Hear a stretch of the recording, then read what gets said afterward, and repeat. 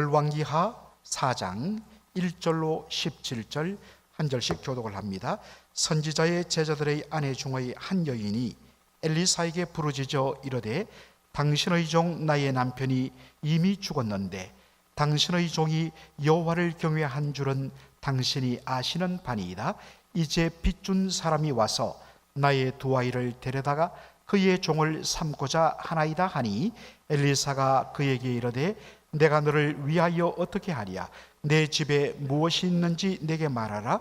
그가 이르되 계집종의 집에 기름 한 그릇 외에는 아무것도 없나이다 하니 이르되 너는 밖에 나가서 모든 이웃에게 그릇을 빌리라. 빈 그릇을 빌리되 조금 빌리지 말고 너는 내 두 아들과 함께 들어가서 문을 닫고 그 모든 그릇에 기름을 부어서 차는 대로 옮겨 놓으라 하니라. 여인이 물러가서 그의 두 아들과 함께 문을 닫은 후에 그들은 그릇을 그에게로 가져오고 그는 부었더니 그릇에 다 찬지라. 여인이 아들에게 이르되 또 그릇을 내게로 가져오라 하니 아들이 이르되 다른 그릇이 없나이다 하니 기름이 곧 거쳤더라. 그 여인이 하나님의 사람에게 나아가서 말하니 그가 이르되 너는 가서 기름을 팔아 빚을 갚고 남은 것으로 너와 내 두 아들이 생활하라 하였더라.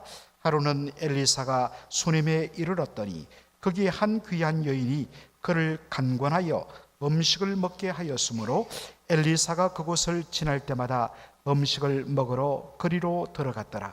여인이 그의 남편에게 이르되 항상 우리를 지나가는 이 사람은 하나님의 거룩한 사람인 줄을 내가 아노니 청하건대 우리가 그를 위하여 작은 방을 담 위에 만들고 침상과 책상과 의자와 촛대를 두사이다.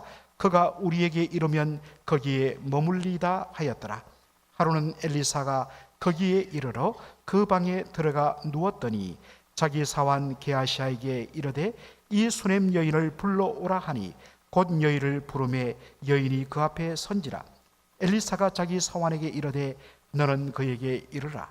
네가 이같이 우리를 위하여 세심한 배려를 하는도다. 내가 너를 위하여 무엇을 하랴? 왕에게나 사령관에게 무슨 구할 것이 있느냐 하니 여인이 이르되 나는 내 백성 중에 거주하나이다 하니라.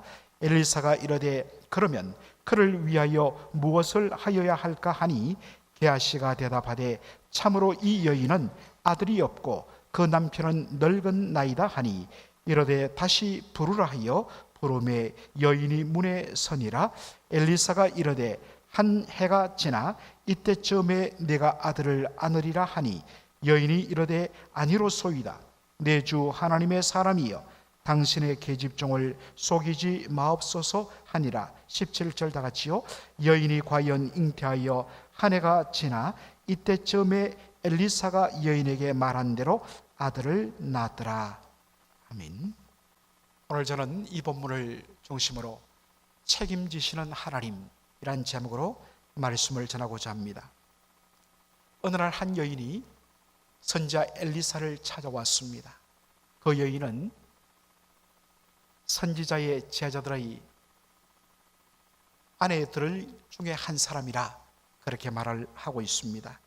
여러분들 그 영어 성경을 보면 히브리 원문을 따라서 선지자의 제자들이라면 영어로 disciples 아닙니까?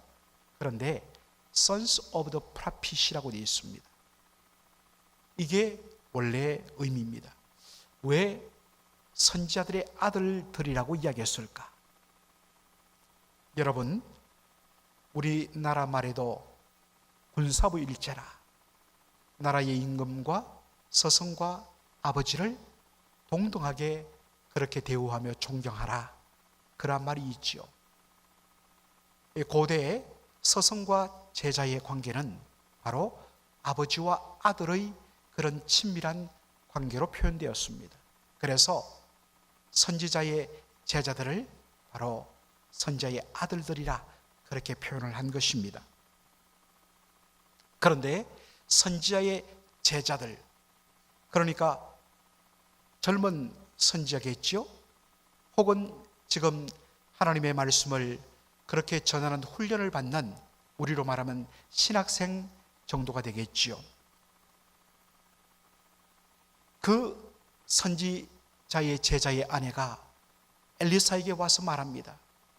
하나님을 경외하던 나의 남편이 죽었습니다. 당시의 모든 경제 활동은 남자를 중심으로 이루어졌기 때문에, 그러므로 남편이 세상을 떠났다는 것, 이것은 정말 살아갈 길이 막막하다는 것을 의미합니다. 먹고 살 길이 막막하니까 당장 급한 대로 불을 끄기 위해서 빛을 얻었었습니다. 그런데 그 당시 이 빛을 내주는 채권자들, 바로 크레디터, 빚쟁이들은 그러한 것들을 이용하여서 막대한 고리, 높은 이자를 매겼습니다. 급한 대로 돈을 썼지만은 눈덩이처럼 이자가 붙는 것입니다. 그래서 나중에는 감당할 수 없게 되자 그 빚쟁이가 말합니다. 빚을 못 갚으면 당신의 아들들을 내놓으라고. 그래서 그들의 몸값을 내가 받겠다고 그렇게 합니다. 이 여인이 절망에 빠졌습니다. 사랑하는 두 아들을 잃게 생겼습니다. 남편도 잃고 두 아들도 종으로 팔려가는 이러한 절박한 심정에서 찾아와서 바로 그에게 부르짖습니다. cried out. 정말 간절하게 매달리는 것입니다. 우리의 모든 기도는 근본적으로 바로 cry out, 주님 앞에 부르짖으하는 이유가 바로 여기에 있습니다. 하나님, 나를 도우지 아니하시면 나는 소망이 없습니다. 주께서 나를 박대하시면 갈 데가 없습니다. 주여 살려주시옵소서. 이게 항상 기도의 근본입니다. 그러니까 엘리사가 이렇게 말합니다. 당신의 집에 무엇이 있어? 라고 묻자 이 여인이 말합니다. 저의 집에는 기름 한 그릇 외에는 아무것도 없나이다. 여러분, 참 이 편을 보십시오. 집에 가진 것이 애돌 전혀 없습니다. except a little oil. 조금의 기름 외에는요. 여러분, 여기에 이 little oil이라고 번역이 됐는데, 여러분, 여기에 이 기름은 정확히 말하면 번역하면 anointing oil입니다. 이것은 바로 당시 사람들이 간만에 목욕을, 물이 많지 않기 때문에 사막기후라서 간만에 목욕을 하고 나서 그 몸을 건조한 그 날씨에서 보호하기 위해서 몸에 살짝 바르는 기름을 뜻해요. 여러분, 우리로 말하면 바디로션인데, 여러분 샤워하고서 바디로션을 막 손에 그냥 한 움큼 쥐고 여러분 몸에 바르면 어떻습니까? 끈적끈적하지요. 가능하면 조금 발라서 몸을 덮어주는 그런 모습을 취하죠. 저에게 남은 것은 간만에 목욕하고 몸에 살짝 바르는 그 정도의 기름 양밖에는 없습니다. 이 말입니다. 얼마나 없었으면 집에 남은 것이 하나도 없다는 표현을 한 것입니다. 너무나도 가난한 형편을 묘사하는 것입니다. 그러자 엘리사가 이렇게 말합니다. 이르되 너는 밖에 나가서 모든 이웃에게 그릇을 빌리라. 빈 그릇을 빌리되 조금 빌리지 말고 너는 네 두 아들과 함께 들어가서 문을 닫고 그 모든 그릇에 기름을 부어서 차는 대로 옮겨 놓으라. 그렇게 말합니다. 동네에 나가서 모든 사람에게 빌릴 수 있는 모든 그릇을 다 빌려 가지고 와서 어떻게 하라고요? 방 안에 들어가 문을 닫고 두 아들과 함께 그 그릇에 그 기름 종지를 부으라는 것입니다. 여러분, 처음에 이 말을 들었을 때 여러분이 그 여인이라면 어떤 심정이었을까요? 뭔가 조금이라도 도움을 받고 싶어서 자기 남편의 스승인 엘리사를 찾아갔는데 그가 한다는 말이 그릇을 빌려와서 집에 남은 그 기름 종지를 부으라? 아니, 이게 무슨 말인가? 매우 황당해 보이는 지시를 받은 것입니다. 그런데 이 여인이 엘리사의 이 말을 무시하지 않고 그대로 믿었습니다. 그리고 순종했습니다. 동네로 나가서 사람들에게 빌릴 수 있는 모든 그릇은 다 빌렸습니다. 그리고 그것을 가지고 들어가서 그대로 순종했습니다. 결과로 어떤 일이 일어났습니까? 그 조그만 기름 종지 그릇을 가지고 붓는데 분명 그 속에 담긴 양은 아주 정말 조금의 양밖에 남았지 않는데 계속해서 신비롭게도 기름이 계속해서 쏟아져 나오는 것입니다. 이게 어떻게 된 일이지? 그런데 그것이 그대로 일어났습니다. 그래서 그 다음 그릇 정신없이 계속해서 부었습니다. 그러고 나서 아들에게 말합니다. 얘야, 그릇 더 가져오너라. 어머니, 이게 마지막 그릇입니다. 그렇게 보니까 자기 이 세 모자가 앉은 자리 위에는 방에 아마도 그림을 그려보면 기름병, 기름 그릇, 하여튼 담을 수 있는 모든 용기들 빌려온 것에는 기름이 가득한 모습을 보게 된 것입니다. 더 이상 채울 그릇이 없자 그제서야 기름이 딱 거쳐지게 되었습니다. 너무나 기뻤습니다. 이 사실을 엘리사에게 찾아가서 전하니까 엘리사가 말합니다. 그것을 팔아서 너의 두 아들의 몸값을 지불하고 그리고 남은 돈으로 생활을 하라라고 이야기를 합니다. 특별히 여러분, 우리가 여기서 주목할 표현이 4절에 나오는 표현. 너는 내 두 아들과 함께 들어가서 무엇을 하라고요? 문을 닫고 이 일을 하라. 여러분, 왜 문을 닫으라 했을까요? 기름을 붓는데, 물론 참기름은 아니지만은 그 기름 냄새가 동네에 퍼지면 사람들이 혹여라도 찾아오거나 몰려오면 어떡할까? 그렇기 때문에 문을 닫으라 했을까요? 여러분, 문을 닫으란 말은 바로 from without, 외부로부터 차단한다는 의미입니다. 그렇다면 이 방 안에는 누구만 있습니까? 이 여인과 두 아들, 그리고 그 안에 그들을 도우시는 하나님이 계시는 것입니다. 왜 엘리사가 직접 가서 그 일을 하지 않았을까요? 이 일은 이 방 안에 계시는 하나님께서 하시는 일임을 온전히 그들로 보게 하기 위함이었습니다.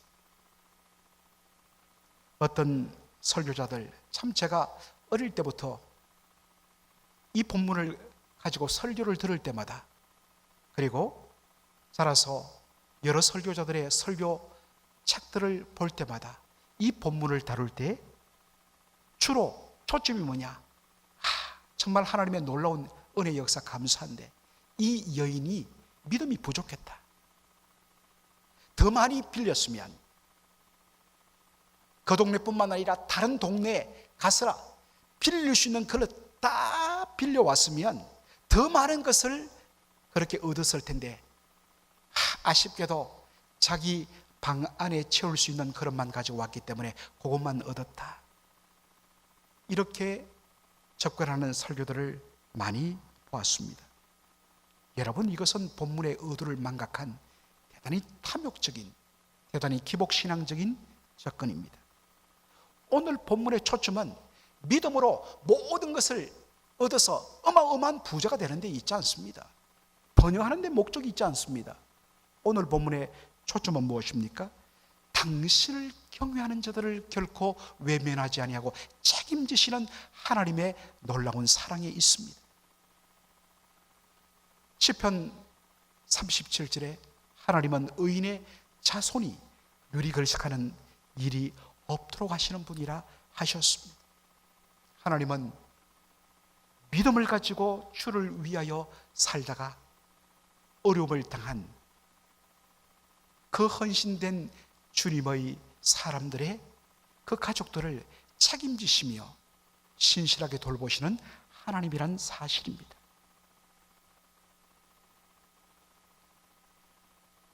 그런데 그 믿음을 하나님께 많은 것을 받아내는 수단으로 접근하는 것은 본문의 의도를 바로 왜곡시키는 일입니다. 예수님께서 말씀하셨습니다.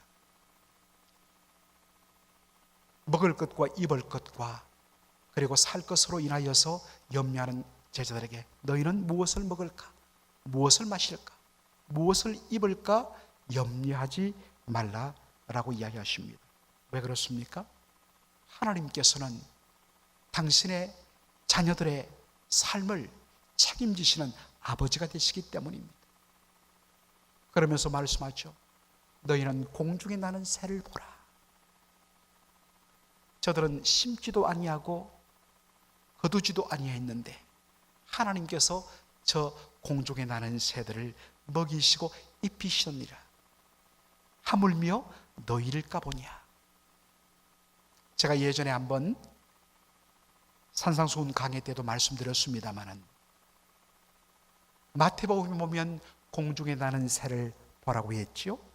그런데 똑같은 본문이 설교되는 누가복음에 보면 구체적으로 공중에 나는 새를 구체적으로 가리켜 너희는 하늘을 날아다니는 까마귀를 보라라고 이야기합니다. 여러분, 까마귀가 어떤 날짐승입니까? 레위기 11장에 보면 부정하여 먹지 못할 짐승의 리스트가 나오는데 그 날짐승 중에 하나가 뭐냐면 까마귀입니다. 부정하게 여기는 새입니다. 부정하게 여기는 새라면 굶어 죽도록, 그래서 그 부정한 것들이 사라지도록 해야 되지 않겠습니까? 심지어 하나님은 그 부정하게 여겨진 까마귀까지도 먹이고 입히시는 하나님입니다. 하물며 너희를 까보냐. 하나님께서 믿음으로 살아가는 하나님의 백성들, 그리고 정말 하나님이 주신 것을 가지고 하나님을 위하여 힘을 다하여 옥합을 깨뜨리는 그 하나님의 백성들의 삶을 책임져 주신다는 것입니다. 그러므로 너희는 first 먼저 무엇을 구하라고요? 그의 나라와 그의 의를 구하라. 그리하면 너희가 염려하고 구하려고 했던 그 모든 것까지 내가 다 너희에게 무하시리라, 더해 주시리라. 아멘. 이런 간증이 정말 우리 교회에 차고도 넘치기를 주의 이름으로 축원합니다. 참 저는 우리 교회 참 자랑 중에 하나가 하나님께서 교회에 완전히 성도들의 심령을 열어주심으로 말미암아 정말 팬데믹 중간부터 식사가 시작되는데 각 구역이 돌아가면서 교회에서 나오는 그 일정한 어떤 분량의 식사 비용을 더하여서 정말 자원하여서 수많은 성도들이 그렇게 기쁨으로 섬기고, 그리고 토요 새벽에도 이렇게 자원하여서 성도들이 기쁨으로 그렇게 내가 늘 대접만 받아서 미안하지, 그래서 돌아가면서 기쁨으로 자원하여서 그렇게 섬기는, 여러분, 이게 바로 은혜 받음의 증거입니다. 여러분, 많이 베푸십시오. 많이 섬기십시오. 하나님께서 그러한 성도들의 삶을 더 놀랍게 채워주시는 그런 간정이 우리 교회에 넘치기를 주의 이름으로 축원합니다. 두 번째 이야기는 엘리사가 수넴 여인으로부터 받은 환대를 다루고 있습니다.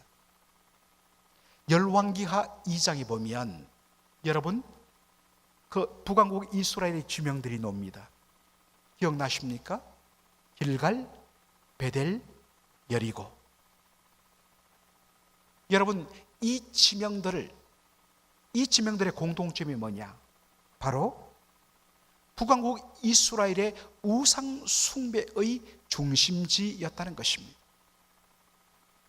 엘리사가 이러한 지역들을 다녔다는 것, 그 지역은 하나님을 거부하고 우상 숭배에 열을 내는 곳이기 때문에 이것은 쳐다보기 싫어. 그것을 피하여 간 것이 아니라 그럴수록 오히려 더더욱이나 그곳을 방문하여 하나님의 말씀을 전하며 회개를 요청하며 그렇게 말씀 사역을 했던 것이 엘리사의 모습이었습니다. 굉장한 메시지가 있습니다. 그럴수록 더 그들에게 복음을 전하고 더 다가가서 회개를 요청하고. 그런데 오늘 본문에 보면 한 지명이 나와요. 수넴입니다. 작은 말이에요. 그런데 여러분 이 수넴이 왜 중요하냐? 여러분 이 수넴은 바로 그 위쪽에 있는 갈멜산으로 가는 길목에 위치한 동네에 있기 때문입니다. 여러분 갈멜산 하면 무엇이 떠오릅니까? 열왕기 상 18장에 어떤 사건이 나오지요? 바알과 아세라 선지자 850명 대 홀로 남은 것처럼 보이는 여호와 하나님의 선지자 엘리야의 영적 대결이 벌어진 장소입니다. 여러분 왜 갈멜산에서 이 일이 일어났을까요? 여러분 갈멜산은 당시 북왕국 이스라엘의 바알 숭배의 중심지였기 때문입니다.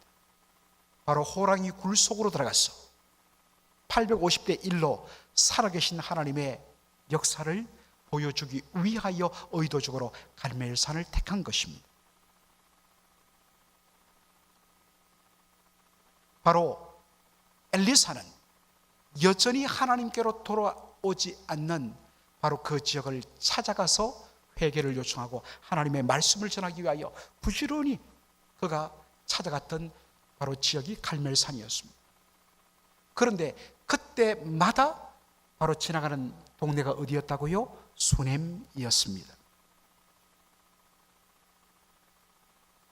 그런데 그 동네에 사는 한 귀한 여인, 즉 굉장히 물질적으로도 아주 부유할 뿐만 아니라 그의 삶이 대단히 경건하고 품이 있는, 그래서 귀한 여인이라고 말을 쓰는 것입니다. 여러분 참 이 귀하다.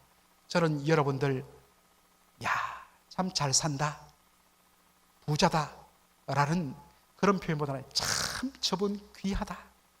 이 귀함이란 것은 두 가지를 같이 포함합니다. 저는 그런 의미에서 우리 교회에 귀한 남성과 귀한 여인들이 넘쳐나기를 주의 이름으로 축원합니다. 그런데 이 여인이 엘리사를 초대하여서 정말 극진하게 대접합니다. 물론 그들에게는 나그네 길손에 대하여서 환대하는 그런 hospitality 풍습이 있습니다. 그런데 이 여인은 자신이 가진 그 부유함을 가지고 엘리사를 왜 환대했느냐?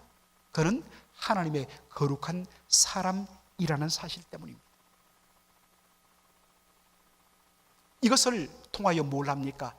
이 수넴 여인은 그도 역시 하나님을 경외하는 여인이라는 것을 알 수가 있는 것입니다.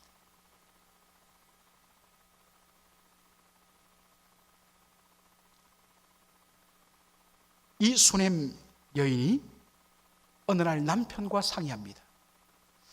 우리에게 늘 찾아오는 이 귀한 하나님의 사람, 그냥 우리가 보낼 수 없고 그저 우리가 그 방 한 칸에 공간을 내어주는 것만으로는 미안하다. 이곳에 올 때마다 아예 여기 올 때마다 편히 쉬면서 한두 주간 푹 쉬면서 그렇게 묵상도 하고 대접을 받을 수 있도록 아예 방을 하나 만들어 드리자. 그래서 어떻게 합니까? 바로 작은 방을 담 위에 만들어서 침상과 책상과 의자와 촛대를 두면 좋겠습니다. 와, 정말 얼마나 고맙습니까? 이런 좀 넉넉한 마음들이 우리 안에도 일어났으면 너무나 좋겠어요. 그래서 우리에게 또 그런 소망이 하나 있는 것, 하나님께서 우리 교회를 좀 더 그렇게 부흥케 하시고 성장시켜 주시면 정말 한 방 2개짜리 선교관 하나 마련해서 정말 이 미국의 중심, 이 DC에 얼마나 많은 선교사님이 오고 갑니까? 그분들이 오시면 연락하면 내어드리고 그렇게 거기서 편히 한 주간 정도 쉬고 갈 수 있도록 그런 공간을 우리가 좀 마련했으면 좋겠어요. 감동이 되시면 여러분 헌신해 주시기 바랍니다. 그런데 여기 보니까 작은 방을 담 위에 만들고, 이게 무슨 소리고 담 위에 어떻게 방을 만든단 말인가? 여러분 잘 보시면 어떻게 되어 있습니까? 바로 작은 방을 on the roof, 지붕 위에 만들고, 우리 오늘 생각으로는 지붕이 이렇게 역삼각형인데 거기에 어떻게 방을 만드는가? 라고 생각할 수 있지만 고대 이스라엘의 가옥은 다 지붕이 어떻습니까? 평평한 구조였습니다. 그렇기 때문에 얼마든지 그 위에 작은, 우리로 말하면 옥탑방을 만들 수가 있는 것입니다. 얼마나 그 배려와 환대가 고마웠는지 엘리사가 말합니다. 그의 사환 게하시와 함께 이야기하다가 내가 무엇으로 이 여인을 내가 도울 수 있을까? 그래서 와서 당신이 필요한 것들, 특별히 왕이나 군대 사령관에게 요구할 것이 있으면 내가 조선해 주겠다. 그런데 그것을 거부합니다. 아닙니다. 마땅히 할 일을 했을 뿐입니다. 그러자 사환 게하시가 말합니다. 선생님, 이 집안을 보니까 이 두 부부에게는 아이가 없습니다. 그러자 그 여인을 다시 부르게 합니다. 그리고 말합니다. 내년 이맘때에 당신이 아들을 안을 것이요. 아이고, 말도 되지 않는 소리 마십시오. 저희들은 아이를 가질 형편이 이제는 될 수가 없습니다. 그런데 결과적으로 어떻게 되었다고요? 그 말씀 그대로 그 여인이 정말 귀한 아들을 너뚱이로 보게 되었습니다. 여러분, 이 말씀을 통하여 우리는 신약의 예수님의 말씀으로 연결을 할 필요가 있습니다. 예수님 말씀하십니다. 여기 너희는 바로 예수님의 제자들을 말합니다. 여러분, 이 마태복음 10장이 어떤 문맥입니까? 예수님께서 그 제자들 중에서 12를 사도로 택하신 후에 그들을 둘씩 짝지어서 각 동네로 보내면서 말씀을 전하게 합니다. 그런데 그들에게는 돈을 가지고 가지 말게 합니다. 어느 동네든지 가서 그 동네 사람들이 환대해 주면 거기서 먹으면서 복음을 전하고, 그들이 환대해 주지 않으면 굶으면서 복음을 전하라. 바로 그 문맥 속에서 말합니다. 너희를 영접하는 자는 나를 영접하는 것이, 나를 영접하는 자는 나를 보내신 이를 영접하는 것이. 주의 종들을, 주의 제자들을 왜 극진히 환대하는 이유는 뭔가? 하나님에 대한 사랑 때문입니다. 목회자 잘 해줘라, 그 말을 하기 위한 것이 아니라 목회자를 정말 잘 섬겨서 그 목회자가 마음껏 목회를 하는 교회들은 또 부흥하고, 그것이 고스란히 성도들의 영적인 삶과 성도들의 그 삶 속에 놀라운 복으로 그것이 선순환으로 연결되기 때문입니다. 참 이게 너무나 귀한 원리입니다. 그래서 말합니다. 예수님께서 누구든지 제자의 이름으로 이 작은 자 중 하나에게 냉수 한 것이라도 주는 자는 내가 진실로 말하노니 그 사람이 결단코 상을 잃지 않으리라 말씀하십니다. 마태복음 25장에 보면 최후의 심판의 비유가 나옵니다. 심판하시는 주님 앞에 오른쪽의 의인과 왼쪽의 바로 악인으로 나뉘어집니다. 영광의 주님께서 오른편에 있는 의인들을 축복합니다. 창세로부터 하나님께서 예비하신 그 영광의 나라에 들어가 복을 누리라 라고 말하면서 그 근거로 뭐를 이야기합니까? 너희들이 얼마나 멀리 가서 복음을 전했고, 너희가 얼마나 너희 재산을 팔아서 교회를 지었고 라고 이야기하지 않습니다. 너는 내가 갇혔을 때 찾아와 주었고, 내가 헐벗었을 때 바로 입혀 주었고, 내가 줄였을 때 너희들은 나를 먹여 주었다. 그러니 이 의인들이 뭐라고 이야기합니까? 주님, 우리는 그런 일 한 적 없습니다. 그럴 때 주님께서 뭐라고 이야기하십니까? 바로 40절 말씀 다 같이 읽겠습니다. 임금이 대답하여 이르시되 내가 진실로 너희에게 이르노니 너희가 여기 내 형제 중에 지극히 작은 자 하나에게 한 것이 곧 내게 한 것이니라. 믿으시면 아멘. 그런데 여러분은 주님께로부터 이러한 칭찬을 받을 만한 모습을 가지고 있습니까? 여러분, 의인들의 특징은 어떤 대가를 바라고 한 것이 아닙니다. 그저 주님이 너무나 사랑스러워서 주님께 감사한 마음으로 한 것뿐입니다. 그런데 주님은 그것을 바로 자신에게 한 것으로 알고 그렇게 돌려주시고 갚아주십니다. 여러분께 묻겠습니다. 주님의 이름으로 주님의 일을 하는 자를 우리 주님 보듯이 그렇게 존중하며 여러분 섬기며 환대해 보았습니까? 그저 나에게 주어진 이 놀라운 복들을 나 혼자 그리고 우리 가족 끼리 먹고 마시는 일에는 힘썼지만 단 한 번도 여러분 주님의 일을 위하여 헌신하는 목회자들, 선교사들, 여러분 그분들을 극진하게 한번 대접해 본 적이 있습니까?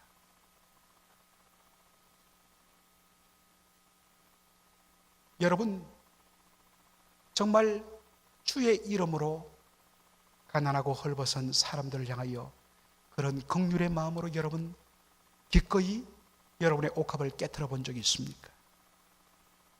그저 이 땅에서 나 혼자 잘 먹고 잘 살다가 주님 앞에 섰을 때 너 뭐 했냐? 할 말이 있습니까 여러분들? 할 말이 있어야 될 거 아니겠습니까? 할 말 있는 삶을 사는 저와 여러분 되기를 주의 이름으로 축원합니다. 아멘. 아버지 하나님, 은혜와 사랑을 감사드립니다. 오늘 이 복된 시간에 참으로 하나님의 말씀을 통하여 다시 한 번 더 우리의 삶을 특별히 주를 위하여 의롭게 살며 의인의 편에 서는 삶을 사는 자를 결코 외면치 아니하시고 그 모든 것을 책임져 주시는 하나님, 먼저 그의 나라와 그의 의를 구하는 저희들의 삶이 되게 하여 주시옵소서.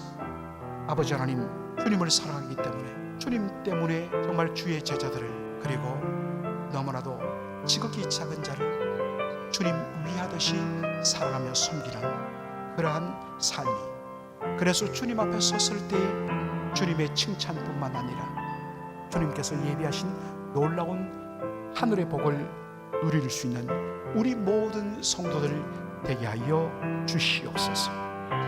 지금까지 주를 위하여 정말로 귀하게 섬기신 헌신자들, 그들의 삶이 잘됨을 주께서 보여주셨나이다. 하나님 더욱더 기억하시고 주를 위하여 섬기시는 귀한 그러한 헌신자들 특별히 축복하여 주옵소서. 예수님의 이름으로 기도합나이다. 아멘.